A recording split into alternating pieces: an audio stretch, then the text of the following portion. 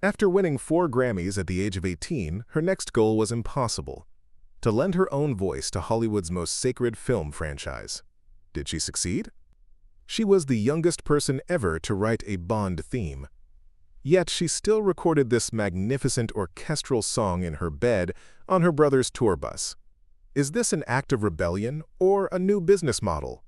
This is the story of the global icon who, despite her worldwide fame, maintained her artistic authenticity and brought even the most traditional industries to their knees.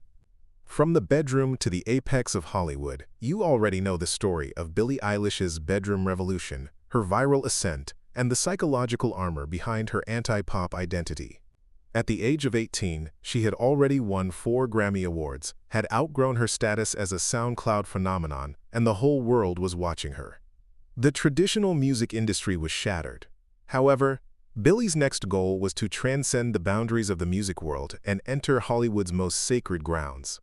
This is the final independent story in our series, The Global Icon, James Bond, the Oscar, and the industry's transformation. This is the story of how a young artist became the queen of the pop charts, a part of cinema history, and a force that dictates the future direction of the music industry. Her success is the triumph not only of herself but of a whole new era of creativity, secrecy, and challenge. The James Bond mission in early 2020, Billie Eilish and Finneas were secretly working on perhaps the most unexpected project of their careers, writing the theme song for the James Bond film No Time to Die. The Bond theme song is not just a pop hit. It is one of the most prestigious and challenging assignments in the world of music and cinema. The song had to carry the traditional weight of the franchise's century-long legacy while maintaining Billie's distinctive modern sound. This project was the biggest challenge of Billie's career. Unlike her previous work, this song came with its own set of constraints. It had to include an orchestral grandeur, dramatic depth, and the historical resonance of the Bond series. Billie and Finneas wrote the song on a tour bus, with very basic equipment. This was a reflection of their philosophy of escaping the studio and taking creativity everywhere. The technical mastery of the production, the success of the song No Time to Die, relied on the masterful balance between Finneas's minimalist genius and Hans Zimmer's orchestration. Unlike traditional Bond songs, Billie maintained her whispery, intimate tone throughout. The song featured the famous minor ninth chord from Monty Norman's original Bond theme and the guitar textures of Johnny Marr. However, these classic elements were blended with Eilish's mood, perfectly aligning with the dark, wounded Bond image of the Daniel Craig era. This creativity under technical constraint ensured the song was regarded not just as a commercial hit, but as an artistic masterpiece. The song's release exceeded expectations. No Time to Die was melancholic, atmospheric, and distinctly departed from the usual bombast of Bond songs with Billie's whispered vocals. While it surprised traditional fans, it became a gateway to the Bond universe for the younger generation. The song quickly received high critical acclaim. Entry into Hollywood's sacred grounds, Golden Globe and Oscar victory. The success of No Time to Die propelled Billie Eilish from the music charts to the heart of the film awards season. This triumph in the film industry, often hard to reach for traditional pop artists, marked the beginning of the third phase of Billie's career. The song first won the Golden Globe, and then the Academy Award, Oscar.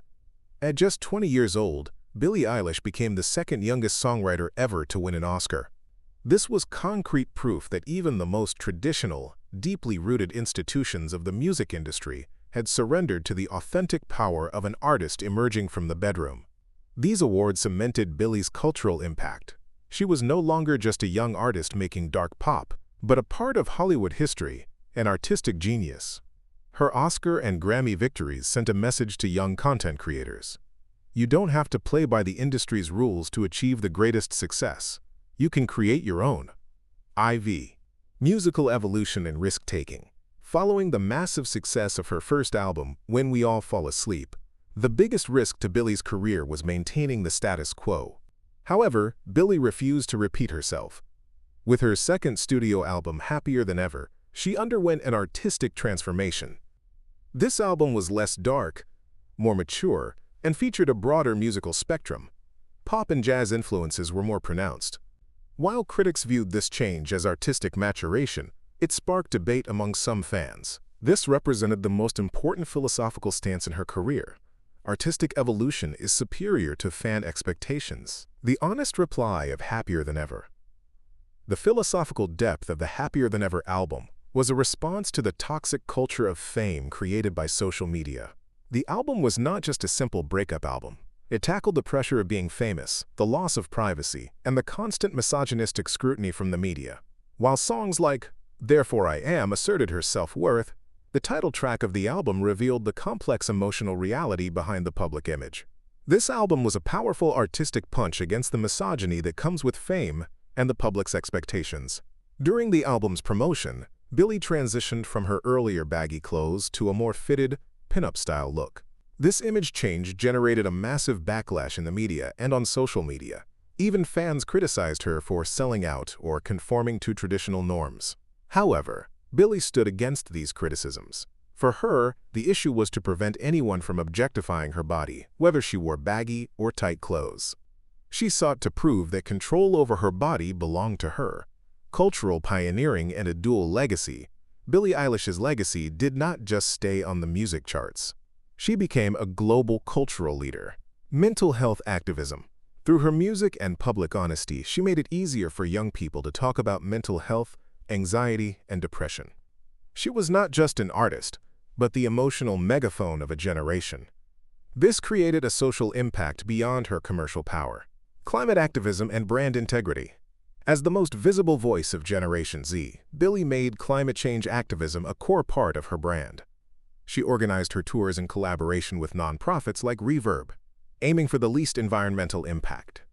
She set up eco-villages at concert venues, encouraged fans to give up single-use plastic bottles, and dedicated a portion of her tour proceeds to climate justice. Furthermore, she used sustainable materials even in her clothing lines. This created a new model of the activist celebrity, seamlessly integrating her commercial power with her social responsibility. Business model for creative independence. The business model she established with Finneas became a roadmap for independent artists. They demonstrated that creative control does not have to be sold to large record labels. On the contrary, the greatest financial and artistic power can be achieved by preserving authenticity and elevating bedroom production to a global standard. Industry transformation. Billie Eilish showed that a young, digitally native artist could not only be popular, but also dominate the very peak of the film, fashion, and awards industries. She was a figure who, instead of breaking down the doors of the music industry, took the hinges off. Her success has permanently changed the way future young artists will build their careers. The impact of the autocratic icon Billie Eilish's story is a modern legend showing how fast and disruptive a young, prodigious talent can be when combined with technological tools. She is the voice of Generation Z because she has sold them emotional honesty not as a weakness, but as a strength. The Grammys, the Oscars, the records, they are all the commercial and artistic rewards of remaining true to herself. By maintaining control over her life and her art, Billie Eilish is an autocratic icon who sits on the highest rung of American pop culture. Her legacy teaches us that being great does not mean being loud.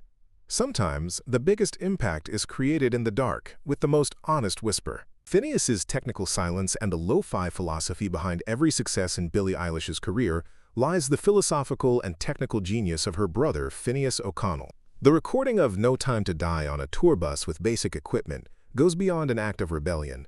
It is the ultimate application of their artistic philosophy. This can be termed the lo-fi philosophy. Maximum impact with minimum noise. Finneas focuses on the intimacy in Eilish's vocals and the natural ambiance of the sound, rather than relying on expensive studio hardware. The aggressive compression and reverb effects used during the mixing of Eilish's whispery vocals, in particular, create the feeling that Eilish is whispering the words directly into the listener's ear. This technical choice fosters a claustrophobic intimacy that pulls the listener into the work. This business model has completely demolished the hierarchy of music production. Young artists now know that they can top global charts without needing complex and costly studios. Eilish's success is tangible proof of how technology and creativity can override budget and traditional authority. This is not just an artist's story, but a manifesto about how the entire music industry is now about how creation happens, not where.